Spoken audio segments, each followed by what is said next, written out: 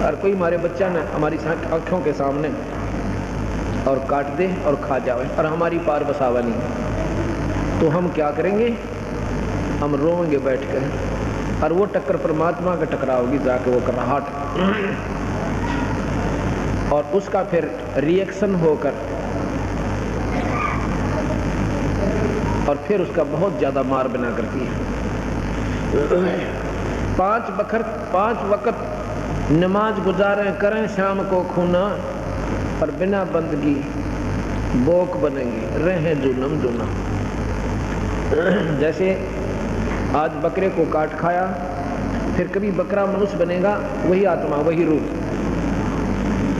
और वो बनेगा, वो खाने वाला बनेगा बकरा, वो फिर उसको काट के खाएगा।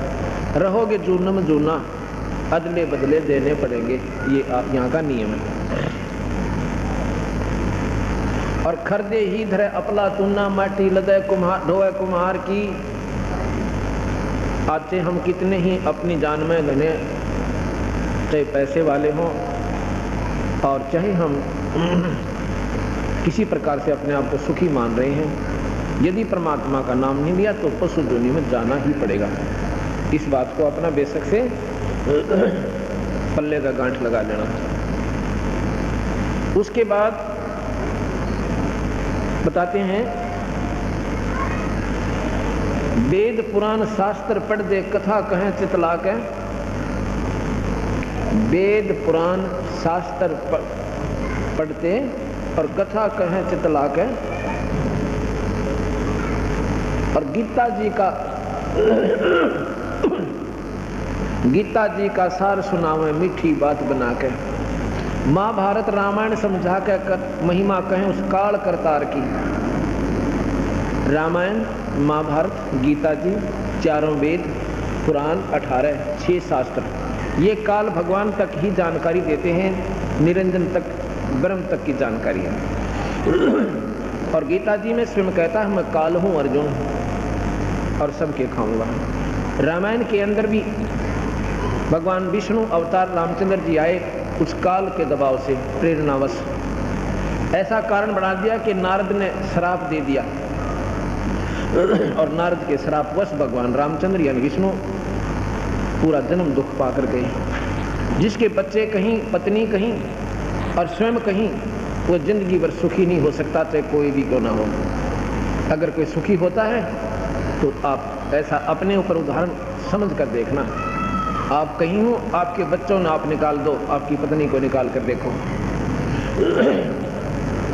और उसका ये नहीं मालूम कहाँ आसरा होगा, और गर्भवती, इससे बड़ा दुख इंसान को नहीं हो सकता।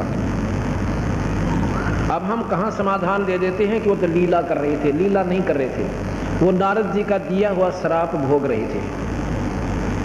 ये 3 ताप के अंतर्गत आता है। तुम कौन राम का जपते जापम, अर्थात मिटेना तीनों ताप। इन भगवानों के अपने ही 3 ताप के अंतर्गत किसी ऋषि का रुष्ट हो जाना, उसको श्राप दे देना, वो ये काट उसको खत्म नहीं कर सकते, स्वयं भोगना पड़ता है।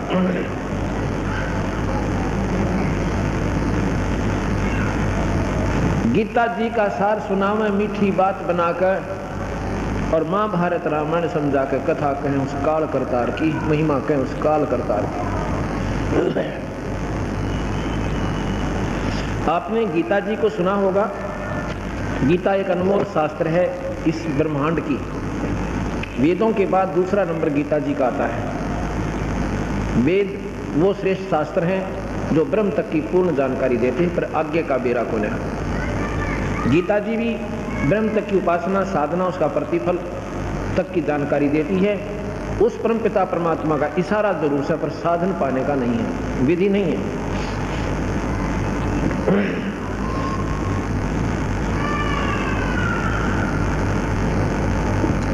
आपको इतना जरूर मालूम है कि गीता जी कब लिखी, सुनाई गई थी, उसका क्यों आवश्यकता पड़ी। कहते हैं पांडवों को कौरवों ने राज देने से इनकार कर दिया। अगर इसका मूल सुने ध्यान से, धृतराष्ट्र बड़े थे और पांडव छोटे थे। धृतराष्ट्र अंधा होने के कारण पांडव को राज दे दिया गया था अपने छोटे भाई ताई, जबकि परंपरागत ऐसा है कि बड़ा ही लड़का गद्दी पर बैठता है। लेकिन नेत्रहीन होने के कारण उसने अपने छोटे भैया को दे दिया कि तू राज कर। उसके बाद कौरवों ने, दुर्योधन जब सियाना हो गया, जब कहा कि हमारा राज हमें लौटा दो, ये हमारा अधिकार बनता है, उससे वो मुकर गए, अब नहीं देते। अब कसूर ढूंढना। अब उन्होंने सोचा भी नो नहीं तन्नू देखेंगे। दुर्योधन उसको, युधिष्ठिर को जुए में राजी कर लिया, जुआ खेलन खातर, और जुआ खिला लिया। जुए में सर्वराज को जीत लिया और द्रौपदी तक को जीत लिया। बताओ, बुद्धिहीन। अपनी पत्नी को भी दांव पर लगा दिया। अरुण की हम कथा सुने, अरुण का आचरण देखें। कम से कम राज तो जिताया सो जिताया था, तब तो उठ का जानता, अपनी पत्नी भी दुए बुला दी। अब इन इतिहासों को हम पढ़ते हैं, इस पे बताओ कौन आचरण करे। अब उन्होंने जुए में जीत लिया। अब पांडव कहते हमें राज दो। ये क्या बात हुई भाई, जुए में दुनिया हारे से, फिर कौन दे उसने वापस। अब देखना इसके मूल को, हम कहाँ अपने आप को सेटिस्फाई कर लिया, अपने आप को आधारित कर लिया भाई कौरवों का दोस्त था, पांडवों का कोई ना था। अब दोस्त तो यहाँ आप ही देख लेना किसका था। अब वो नाटक में हम कौन देते, हमने जुए में जीत रखा है, जुए में जीती हुई चीज ने कौन दे। आखिर में उनका झगड़ा होने लगा। भगवान कृष्ण ने कहा भाई झगड़ा ना करो दुर्योधन, इनको तू राज दे दे। वो कहने लगा जी राज नहीं दूं, हमने तो जुए में जीत रखा है। क्यों दे दूं राज, कि मैं खाला का घर से, और हमारा तो फंडामेंटल राइट है, तो हमारा जन्म सिद्ध अधिकार है। जो मेरे पिताजी राजगद्दी पर बैठे थे, बैठना चाहिए था, उन्होंने इंसानियत की कि पांडु को, मेरे चाचा को कुछ दिनों के लिए राज दे दिया, ये तो अधिकारी बन बैठे। अब नहीं दो, अब तो हमने जुए में जीत लिया है। आ गया भाई, देख लो तारी मर्जी से, तो भाई भाई से लड़ो मत ना। दूसरी बार फिर जाता है कि दुर्योधन कोई बात ना, गलती हो जाया करे, अरे भाई से आपस में फैसला कर लो, लड़ाई अच्छी नहीं। फिर भी नहीं माना। तीसरी बार जाकर कहते हैं दुर्योधन तू 5 गांव दे दे, बाकी मैं आप सुलट लूंगा, भाई इनका भी मन राजी हो जाएगा। ये वैसे तो मान नहीं रहे, इन्होंने भी अभिमान पकड़ लिया, अहंकार मान लिया, तो 5 गांव दे दे और इनको मैं अपने आप मना दूंगा। उसको भी मना कर दिया। फिर कहने लगा भाई देख लो तारी मर्जी, लड़ना अच्छी चीज तो होता नहीं, लड़ाई माड़ी चीजों से, इसमें ना जाने किसका सर्वनाश हो जाए। अगर मान ले दुर्योधन तुम ही हार जाते हो, फिर ये कतई जाएगा आपके हाथों से। कहने लगा जी जाएगा तो चला जाएगा, पर ऐसे हम देखो ना। चलो भाई, पांडवों को भी कहा भाई तुम टाल रहे दो की बात होगी, जबकि लड़ाई में दरिया है ना मानने जी। अगर ना हम तो जी लेंगे। अच्छा भाई, पर एक ख्यास करना ना, तो मैं हथियार उठाऊं हैं, एक तरफ मेरी सेना होगी, एक तरफ मैं होऊंगा, जोन सा जोन से न चाहिए वो ले लेंगे।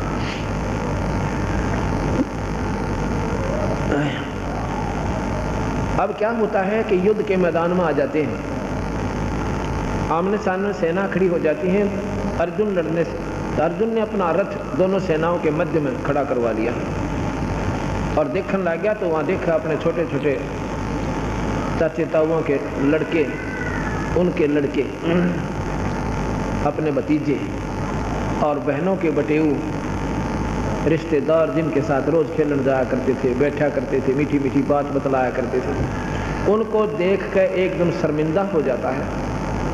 अपने विचार लाता है कि इन मासूमों को मारकर अगर मैं राजा भी बन गया तो मुझे क्या मिलेगा। इस खून से सने हुए राज के ठाठ से अच्छा तो हम भीख मांग कर खा लें तो भी चोखा है। अपने मन में संकल्प करके रथ के पिछले हिस्से में बैठ जाते हैं।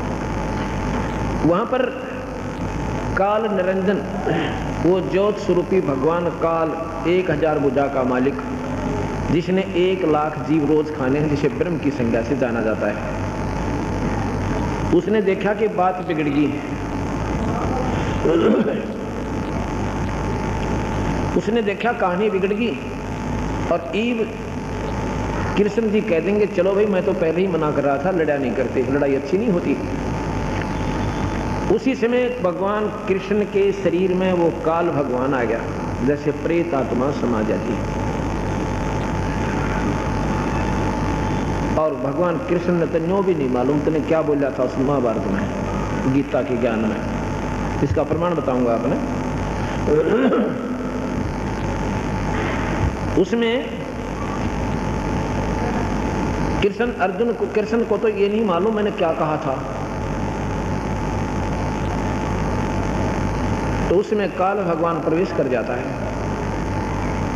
प्रवेश कर जाता है तो फिर कहता है कि अर्जुन तू भाई खड़ा हो जा, देखो अक्षत्रिय धर्म को भूल रहा है, ये अच्छी बात नहीं है?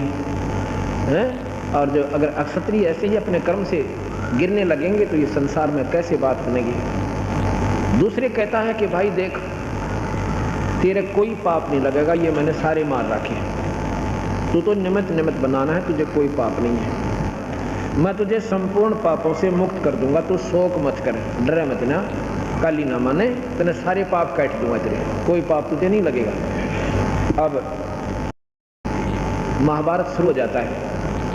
महाभारत शुरू हो जाता है, कौरव हार जाते हैं, पांडव विजयी हो जाते हैं। उसके बाद युधिष्ठिर को राजगद्दी पर बैठाना चाहते हैं, युधिष्ठिर राजगद्दी पर बैठने से मना कर देता है, कहता है क्यों नहीं बैठ रहे। और कृष्ण जी कहते हैं क्यों नहीं बैठते गद्दी पर, कि मैं कल सुबह सुबह और गंगा पे स्नान करने गया था अपने, तो वहां देख रहा था मेरे कुल की औरतें, दुर्योधन और की रानियां, 101 भाइयों की पत्नियां और उनके मासूम बच्चे वहां पर रो रहे थे और बिलक रहे थे। उनकी जो कराहट थी रोने की अब मेरे हृदय से उतर नहीं रही। ऐसे ऐसे करोड़ों बहन और भाई, ना जाने कितने मासूम बच्चे, उनकी पत्नियां करलाट माच रहा होगा जो युद्ध में मारे गए। उनकी बद्दुआ सारी मुझे लगेगी अगर मैं राजगद्दी पर बैठ गया। मैं इस राजना कभी नहीं करूं। कृष्ण जी ने बहुत समझाया, आखिर मैंने बोला भाई एक काम करो, देखो राजा लोग ऐसे ही करते आए हैं, एक यज्ञ करो, यज्ञ करने से तुम्हें पाप नहीं लगेंगे जो युद्ध में किए थे। एक साधारण यज्ञ करवाई, युधिष्ठिर गद्दी पर बैठ गया। कुछ दिनों के बाद क्या हुआ, युधिष्ठिर जी को बहुत बुरे बुरे स्वप्न आने शुरू हुए।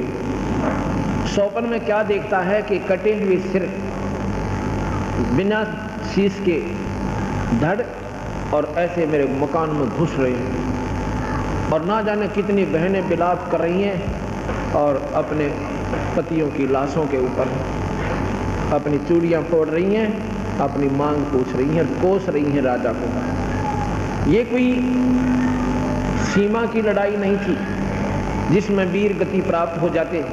ये तो 2 भाइयों का बंटवारा था और उस बंटवारे पर लठबदवार दुनिया मरवा दी।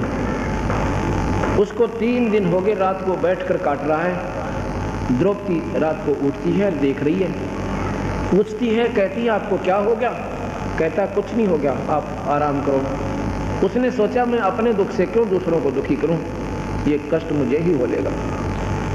उसने फिर प्रार्थना की, नहीं बताया। आखिर में अपने उन 4 पतियों से फिर प्रार्थना की, जाकर कहा कि तुम्हारा भैया ऐसे ऐसे संकट में है और उसका तो कुछ ही दिनों में हो सकता है वो शरीर ना त्याग जाए हैं। सभी कहने लगे ऐसा क्या हो गया, हमारे भैया ने हमें नहीं बताया उनको इतना कोई कष्ट है। हकीकत तुम पूछो अपने भैया से जाकर। चारों पांडव आते हैं, युधिष्ठिर से प्रार्थना करते हैं, भैया क्या आप हमें अपना भाई नहीं समझते हैं? क्यों, ये आपको किसने कहा? आप इतने संकट में हो और हमसे ये छुपा रखा है। क्या छुपा रखा है? आपको रात को नींद क्यों नहीं आ रही है? आपके ऊपर क्या आपत्ति है? कोई राजकीय संकट है, कोई राजनीतिक मामला है तो हमें बताइए, हम साथ हैं आपके। अपने दुख को दूसरे से बताने में हल्का हो जाता है, तो पर नहीं बताओगे तो भैया इसका मतलब आप हमें अपना भाई नहीं मानते हैं। तब उन्होंने बताना पड़ा कि मेरे साथ ऐसे ऐसे संकट है भाई, मुझे ऐसे व्यक्ति दिखाई देते हैं स्वप्न में जैसे जिनके सिर कटे हुए हों, और न जाने कितने को हमारे घर में घुस रहे हैं, और उनकी शक्ल देखकर मेरा तो कलेजा धड़कन लग जाए, दिल धड़का भाई, मुझे नींद नहीं आ रही है। चलो भगवान कृष्ण के पास चलते हैं, इसका कारण तथा समाधान पूछेंगे। भगवान कृष्ण के पास जाते हैं, कृष्ण जी से कहा कि ऐसे ऐसे भैया को रात्रि में निद्रा नहीं आ रही है। कृष्ण जी ने अपना सारा विचार लगा के बताया कि तुमने जो महाभारत में पाप किया, बंदूकघात किया, वो तुम्हें दुखदाई हो रहा है। अब एक काम करो, तो समाधान बताइए। एक अश्वमेध यज्ञ करो, सारी पृथ्वी के जीवों को बुलाओ, सभी देवी देवताओं को आमंत्रित करो, सभी ऋषि और मुनियों को आमंत्रित करो, और एक शंख रख दो, पंचजन्य, पंचायन भी बोलते हैं उसको, पंच आनंद, आनंद माने मुंह, 5 मुंह का शंख 127 स्टेज बनाकर न्यारी दिन से उस पर रख दीजिए। और जब ये शंख अपने आप बजेगा, कब बजेगा? जब कोई पूर्ण संत, और भाई पूर्ण परमात्मा का नुमाइंदा संत रोटी खा जाएगा। और भाई नो ना बेरा, सबको आमंत्रित करो, ना बेरा किस बेक में वो परमात्मा का प्यारा हंस आ जाए। अब अर्जुन का एकदम माइंड में स्ट्राइक होता है कि भगवान तो गीता में कह रहे थे कि तुझे पाप नहीं लगेगा, और अब ये पाप हमारे ऊपर कितना आएगा भाई, कैसे हो गया? एकदम पसीना आ गया भीम का, अर्जुन का, क्योंकि अर्जुन तो अपने कानों सुन रहा पर कुछ नहीं बोला। क्यों नहीं बोला?